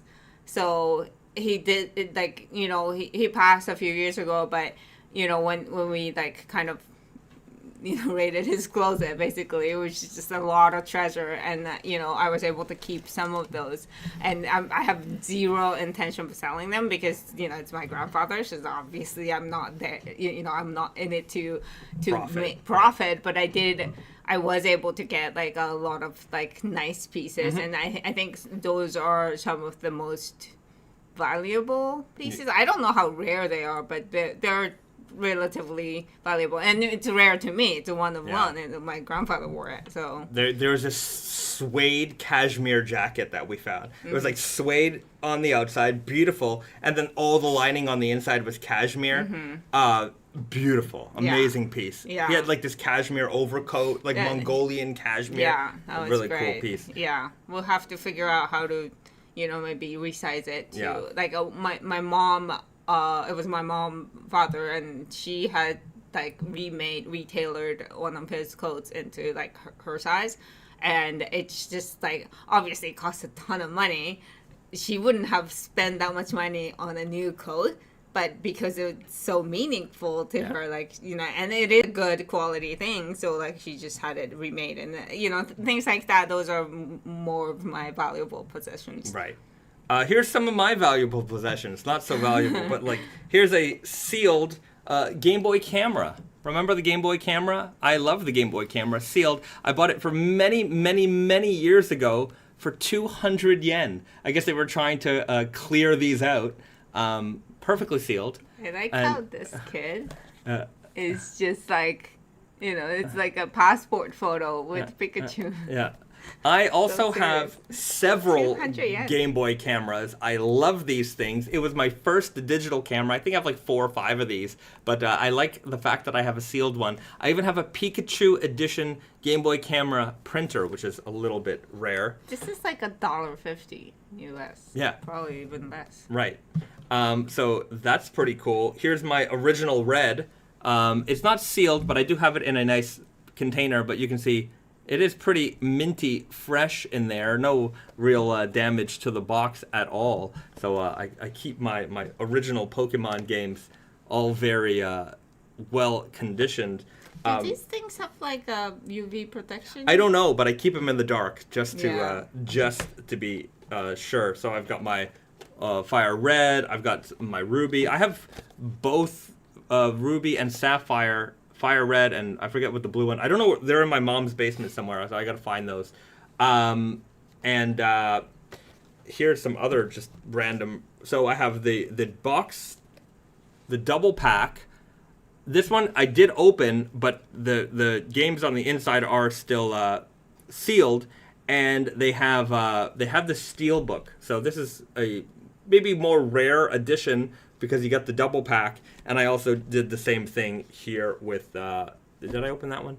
Yeah, that one. But the games are not unplayed with the Ultra Sun and Moon as well. So that's another double pack.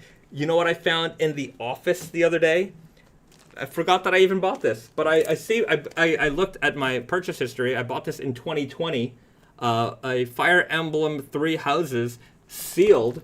I have not opened this, haven't touched it, haven't played it, and I looked on eBay the other day just out of curiosity, and it was selling for like $350, $400, something like that, for a like sealed copy. So did you hand carry this home? Sure did. It was in my luggage. So I found it in the office. I just forgot that I had purchased it. And sometimes that happens. You forget you make purchases.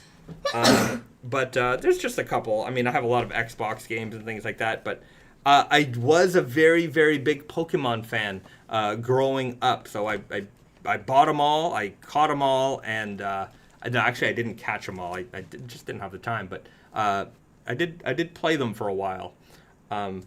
But yeah, there's some sealed collecting for you. It's not going to get sold.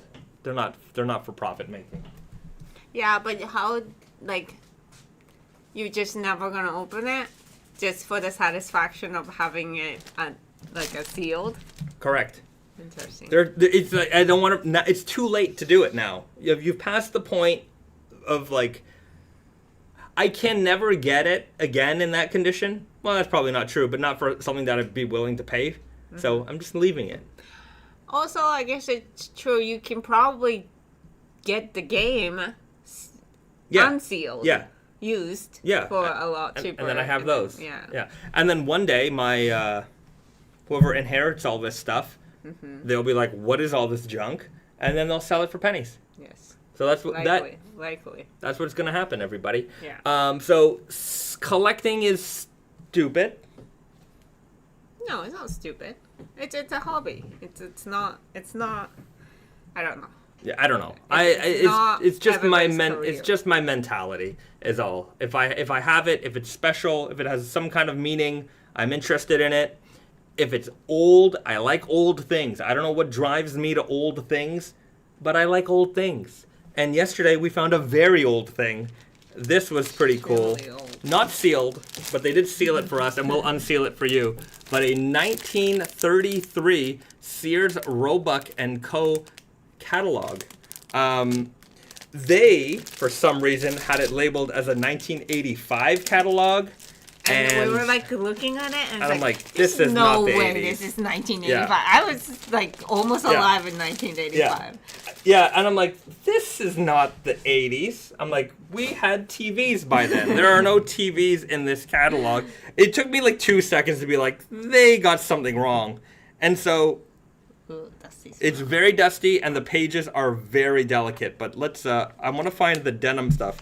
Look at this. Check this out. Clothes made to order. Look at this tag in the book. Great. Beautiful, huh? Easy to measure for perfect fit.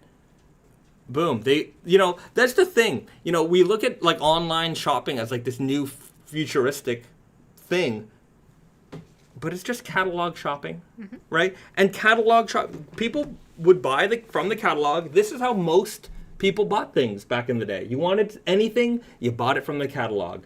You went to the Sears, counter at the store, you ordered it, or you mailed away for it, and then they delivered it to you. Not too much different from today. It's just that this is all of Amazon in a book. Now you have Amazon on a website, right? Yeah, so, or Sears.com. Yeah. Whatever that is. But I wonder if that was the case in Japan. I don't know too much about it, but I know in America this was a very widely used option. But Yeah. Here's the envelope for that look at this thing. guy. Sears, Roebuck & Co., Chicago, Illinois. Okay. Look at that. Beautiful. There's a nice text on it. Hold But this. oh, yeah. Oh, Hold that up. look at this. Leopard. Cool. Baller. This thing is $3. Yeah. The jacket, lined, fully lined. Do the inflation check. What is $3 then today? Just go inflation calendar 1933.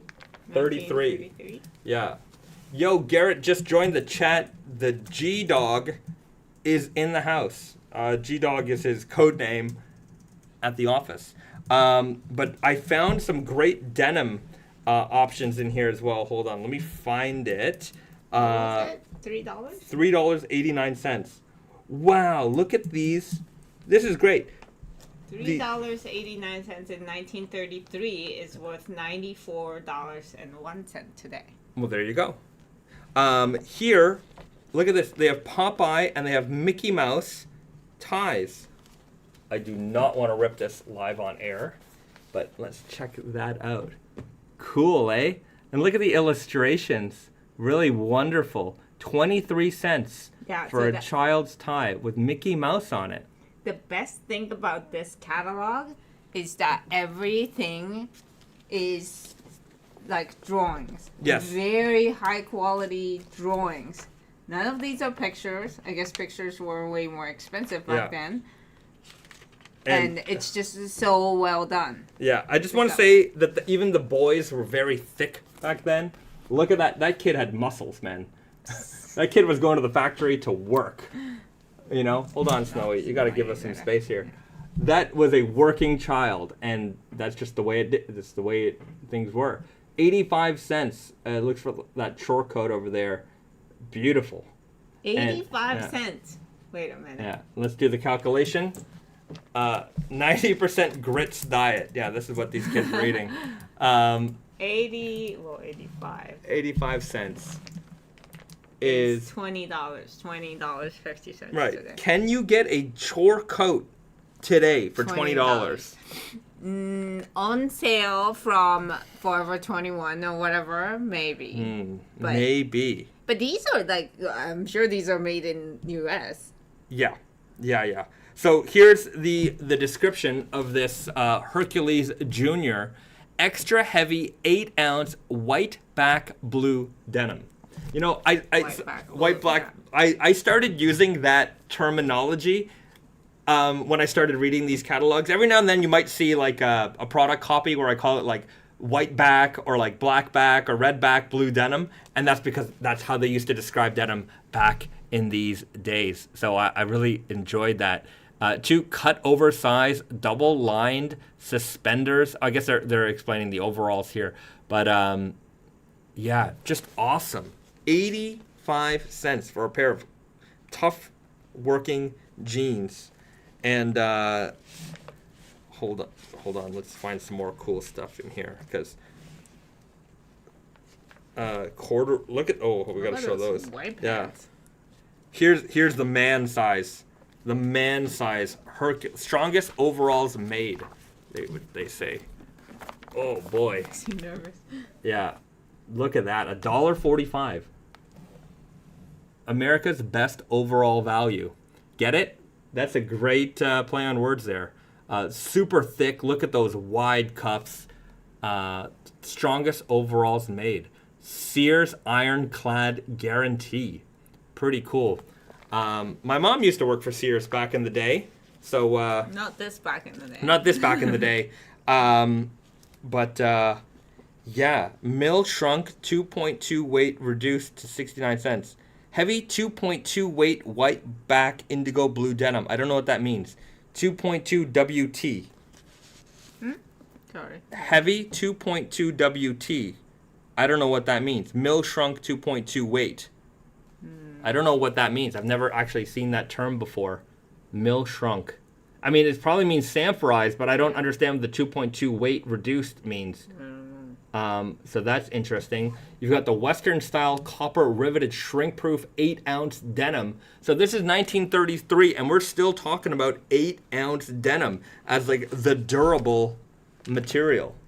I would really like to get some more catalogs, maybe from later on, 60s, 70s. You know, it's really fun to see how the styles change. Was the style at the time. Let's find. Oh, here's some work shirts. Oh, here's some photography. This is actual photography in here, and you can see this hard-working man. Look at that photography back then. That was not something that was highly featured in his catalog, and this was probably one of the biggest retailers in the entire world at the time. So they had budgets for everything. And I guess just photography just wasn't the thing. Double the strength you will ever need. I'm going to use that line. Look at that. Best on tough jobs. 77 cents for these awesome work shirts. The king of all work shirts. The king of slip. King of slip. Yeah, it's going to be a very useful book to look through. Yeah. And very interesting. Yeah, but it was kind of funny that they had it labeled 1983, and I don't know how they screwed that up because, yeah, they had everything. They had everything. Hold on, I want to find some. There's just tools. You can buy your Sears tools. All kinds of like screws. A water heater. Water heater. Yeah. $4.95. Is that for a water heater? No, it might be for something for the water heater. Oh. The boiler only. So, there you go. Crazy. Know your Sears Co. paints. Wow, that's pretty cool. Like we have some color cards here. Real paint. Oh, that's fantastic. Let's check that out. Oh, pages are falling. No. Back. Okay, we gotta tape it out. The back came off. And it happens. But yeah, we do have a order form for color, for paint. If you want to buy some Sears paint, here's some colors that were popular at the time. This is the only color in the entire book, which was probably pretty impressive to have color printing back then. Let me see the order form really quick. This one? Yeah. How to send money. The safest ways to send money are by post office money order, express money order, bank draft, or personal check. Don't send cash, basically. I agree with that. Let's see. Ooh. Oh, that's color. There's some color there for the ladies. Yeah. Yeah. Yeah, I mean, you can't really decide on what what color to get. Right. Clothing. If you don't have take that Victoria's Secret catalog. This was the OG. Whoa. Guys. Calm down, but we're about to see some ladies. Look at that. 1930s action. That this page probably got viewed a lot. I'm just saying, it was the 30s. You didn't have much to work with. Whoa, evening little I don't know what these are called. Nightgowns. Look at that. The ladies of 1933. Rayon. See, rayon's been around for a long time. There you go. Mojave writes, banned from YouTube. It might be lead paint. I'm sure the paint that they were selling at the time was lead paint, and they were probably talking about the benefits of it. This is a page for Garrett, if he's still watching right now, because... Wow, those high boots. Yeah, these are some... Ooh. And you know what? They also have quite a decent amount of color. Yeah. Hold on. Let's check out some of these boots. We got the boot section here. This is for the boys. There you go.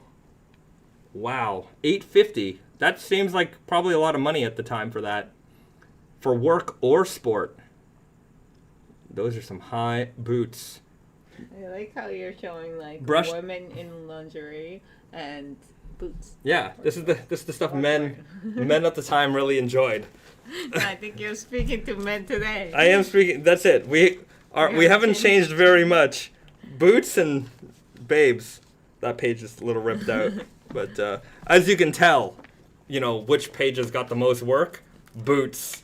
Because, men, we're just like, show me the boots. Show me the leather. Oh, thanks for this. This is a very fragile book, everybody. But check that out. Pretty cool, eh? Passed the, what does that say? Pricing test? Passed the freezing test. There you go. Wet weather means nothing to me. That's a real man. It means nothing to this guy. He doesn't care about wet weather. He can handle it all. Frozen, 70 hours, dried out, soft. They put that boot they froze it in ice. That's a real test. All right. Damn, those are some long boots. That's what I say. Whoa, these pages are really coming out here. So, yeah, we're gonna go. We'll have to. We just gotta be gentle with it. Tells me that we're gonna go over this catalog a couple more times. Yeah. Been farming 20 years. The best shoes I've worn. Mm-hmm. There's a testimonial for you.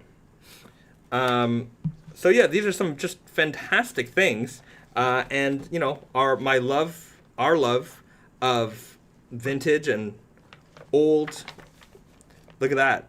There's a note in here. It might be that old. This is pretty cool. 1933. I'm assuming, or it cost $19.33. Okay, just saying. We're discovering this right now, live on the internet. There was a note in this page here. Obviously, you can tell why. Of all winter underthings, feather light, snug fitting. The most popular warm. Oh, I guess. There you go. Anyhow. Ladies' underwear. And there's a note here. Card? Yeah. Jello? Jello? I don't know. And then people's names. But it has some kind of note written here on this page. And this was a receipt, yeah. I think. Yeah. Of some sort. So, yeah. that was right here in this page. Bought something for $19.93 and a bunch of things. His total was $33.71. That's a lot of money in 1933. And here are some of the fabric blends that they're pushing at this time for these underwear. 25% wool, 5% silk. Sounds interesting. 10% wool. This one's an 18 cents, I guess, for an underwear. For fine cotton. 18 cents underwear. These ones are 55 cents. 50% wool, 12.5% silk. 50 wool, 50% rayon, 69 cents. And 50/50 cotton rayon, 47 cents. 55 cents is $13.29. That's expensive. Kind of a high end underwear. Yeah, 18 cents for just cotton underwear. So interesting. I'm gonna put that note right back in this page so we don't lose it. But you know what? I want to get to maybe they have some men's like t-shirts and sweatshirts and things like that. I'm gonna see if we can find any of those things. Mm-hmm. Oh, what do we have here? Oh, there you go. That's an ad from that time. Drastic price cuts on schoolgirl sweaters, $1.79, and factory clearance, $2.49 for this wool shaker sweater. We're gonna learn so much about 1933. I'm excited. In the next few days. I think we're gonna find a lot of really cool things in here. Yeah. And we'll see how relevant any of it is still to this very day. I think a lot of this stuff is, and all the quality made things for sure. Oh, here's a good one. Zippers. We've got Talon zippers here, and I can tell you from the person who buys zippers, they ain't that cheap anymore. But they have some Talon fasteners here from 20 cents. Nowadays they are some of the more expensive zippers you can buy. Cover zip and I guess a standard slide fastener. Very, very cool. Even a dress form here is only $6.98, which, what does that cost today? $6. Yeah, $6.98. Is $168. $168. I guess that's still cheaper than what you would buy a proper form today for. A proper form is going to be several $100s today, but back in those days, money. Was that like free shipping? I don't know how shipping worked. I don't know how shipping worked. Yeah. But we'll learn about it. We can do an entire season of podcasts on this one. On just catalog. this one. So, and hopefully we'll be able to find more, but it is fascinating that we found this in a used Japanese bookstore here. I think we paid like $40 for it. So, we'll try to hold it together. It is falling apart, but yeah. Teresa says, nice coffee machine. Wizard of 32 ounce. It is a nice coffee machine. That's a Mocha Master right there. And I think you should get one for Teresa. Hi, Teresa. It's great to see you. Your hands. Oh, yeah. I got to disinfect my hands. Who knows what kind of 1933's diseases are within those pages. Maybe mostly dust. Maybe we'll bring back some vintage disease from these books. Yeah. 1933's Sears Ebola. Nasty stuff. Because I think we're getting to the time of snack time. It is. Oh, right. We definitely need to wash our hands for this because our hands will be involved for snack time. Shank Style. Hey, Bahzad and Risa. If you had a back in time machine, what would you buy aside from the Sports Almanac? What's an almanac? The Sports Almanac was the book that Marty McFly used to, from Back to the Future. Mm-hmm. What would I buy? Like, what would you buy? I don't know. What would I buy? Video game Grail. If I could buy a video game Grail, this even back then would have been hard to find. But a Nintendo World Championships cartridge. Nintendo World Championships cartridge. I would have, knowing what I know now about that cartridge and what I've known for a long time, I would have tried to seek one out from people who would have been able to have it. What I discovered was, I didn't discover it. Other people discovered it, and this is how these kind of came up to be. For those people who don't know what the Nintendo World Championships is, it's a very rare Nintendo cartridge that was used in a video game tournament in 1990. And if you've ever seen the movie The Wizard with Ben Savage in it, the kid from Wonder Years, they go to California to go be part of the Nintendo World Championships. That was a real event. So they held this tournament, and that tournament, it was like a regional tournament, and then when you were the best of your region, you would make your way to California. And then all the best players from every region came there for the championship. And they played an actual Nintendo cartridge that was made only for this competition. Mm-hmm. So at the competition, they had gray versions of this cartridge, and it featured Super Mario Brothers, Rad Racer, and Tetris all on one cartridge, and like you had to do these little challenges, and then you would get like a cumulative score, and then based on that score, they would determine a winner. In the movie, they played Super Mario Brothers 3. That was only in the movie, but in the real life, they played these game cartridges. And those game cartridges were never distributed. They never were, except for a Nintendo Power contest. So there was a Nintendo Power contest where some of these cartridges were distributed. There was gray carts and there were gold carts. And the gold carts, there was very rare. The gray carts are less rare, but still, nevertheless, very rare. And the people who were able to get these cartridges back in the early 2000s, when I would say the people were collecting Nintendo games at that point, but it was still not on the mainstream. A lot of people still didn't know about it. But back then, people would go into those Nintendo Power magazines and see who won them because they kind of listed it out, and they would contact those old winners. Hey, do you still have this cartridge? I'll give you like $200 for it. And people were like, yeah, okay. Like nobody thought any of this stuff was worth anything. Right? And I think that was kind of another reason why certain old things have value. Mm-hmm. Because when we had them, it wasn't really thought of like, oh, there's some future potential with this. Nowadays, people definitely have that in mind. So if I could go back in time, I would go back to a time where acquire one of those games for a reasonable amount of money. But I got another surprise. If I can find it. I think what I would buy probably is like old sewing machines and stuff like that, because those things are like, you know, it's very valuable today, and it's been like, you know, restored by a lot of, you know, people who know the machine and, you know, can fix them and stuff like that. But obviously they're very expensive, and it's hard to find like a really good condition one. Also, just, you know, like, because those machines are built to last, like it works today, and they don't make it like that anymore. And if I could just buy one brand new for probably a very small amount of money, and then, you know, keep it in good condition and maintain it and all that, then it would be great. And also, like, they were so beautiful too. Like, it's you know, they were very well made.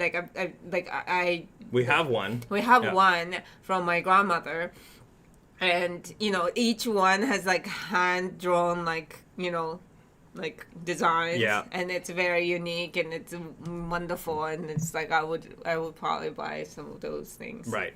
So this is a Nintendo World Championships reproduction cart. So I don't know. I like the logo a lot. It's packaging logo. So this, I feel like I got this in the 2000s, and the person who made these bought one of those actual cartridges, ripped the ROM, and produced these cartridges. I don't know. I don't think they make them anymore. But he made them. Get in trouble with Nintendo? I don't know. I don't know. But he made them, and he made them like look like the cartridges, but not look like the cartridges, because he didn't want to make like clearly identifiable like fakes. Right. So you have these dip switches on the front of the cartridge, which were used to like set the settings for the games. Okay. And the original cartridge was either gray or gold, like the Zelda cartridges. And then obviously he put reproduction there. And the gold ones, they didn't have like a full sticker. They actually only had like a cutout of this triangle sticker on the front of it. So I have a reproduction of the original thing. And I think that these are not, they're not that rare, but they're not super rare either. But I at least have a little bit of that. It kind of sounds like it's like Nintendo would go after. I'm sure maybe there were some problems. I shouldn't say I'm sure. 2008 Retro Zone, it says. So maybe I guess I got it in 2008. So if I could get a real one of these, that would be something I would try to get. Or here's the real answer. Let's go back to when Bitcoin was like a fraction of a fraction of a fraction of a penny, and let's throw like $20 at it. But see, that answer is obvious answer, but it's the boring answer. That's true. Everybody would say that. Everyone knows that this is the more exciting answer. But let's all buy.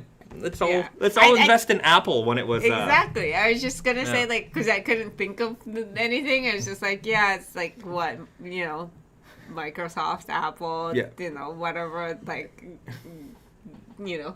Enron before the crash.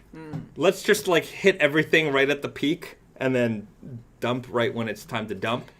Yes. We would be investor geniuses. We would be taken care of. Okay. All right. One more question before we get into snack time. Okay. Mustard writes, "Hey Bahzad, my apologies if this was asked before. I'm just jumping on. Do you know when the Fall Winter 24 is coming out? Thanks and love you guys." Well, thank you very much. Fall Winter 24 has started to ship. So if you head over to tateanyoko.com, hit the latest arrivals, you'll see that we just released a Smoky Cotton Slub Selvedge. We released a bunch of shirts, and then we also have more releases coming very soon. So stick to our social media, stick to these live streams. Watch from the start, because we talk about the schedule coming up for August. It's going to be an action-packed month of releases with the Meteor Selvedge, all-natural fox fiber, MIJ10, and a Labor Day sale. So there's a lot of stuff going on. And if you're tuning in now, just rewatch the live stream as soon as this stream is finished. Okay, let's do the quick little snack time. Let's do it. So we got, it's not, I don't know if this is very exciting, but, you know. Tremendously exciting. Very exciting. One of the most exciting chips we've ever encountered. All right, so the flavor of this potato chips is honey butter, which is one of our favorite flavors. It's, you know, sweet and salty. It's wonderful. Something the West hasn't figured out yet in potato chips. They've had them here forever. This is like a standard flavor you're going to find on the shelves. I love honey butter potato chips. Whenever people come here, I always tell them to get some honey butter chips. It's like kettle corn kind of idea. Yeah. But this one is like super thin cuts, is it? Yeah. And Calbee potato chips are very thin to begin with. It's kind of like Lay's. Like a Lay's. Paper thin. So how much thinner that's very... can we make a potato chip? We're about to find out. I think it's a good concept. We had some double crunch chips the other day. Honey butter.